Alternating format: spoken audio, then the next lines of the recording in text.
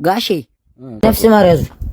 ነፍስ ማር አምጣው እስኪ አንተ ይበቃኛል። ቆይ ለነገሩ እቤትም አንድ ለሰው አይጠፋም። ምንድነው ፈርፈሮ ልበሉ ነው ጋሼ? እንጀራ አልጋገሩም እንዴ ቤት?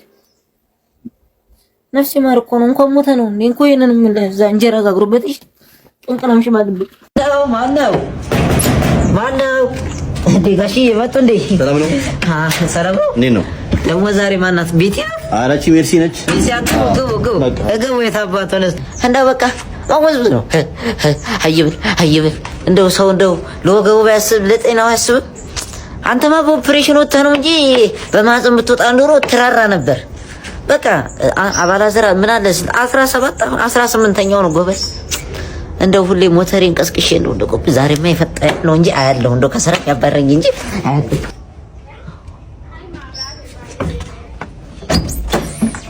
ዳሽ ዳዩኝ እንዴ እንትን እኮ መከላከያ ካልያዙ እኮ እንትን ምናምን ላቀበለው እኮ ጥሩ አይደለም እኮ።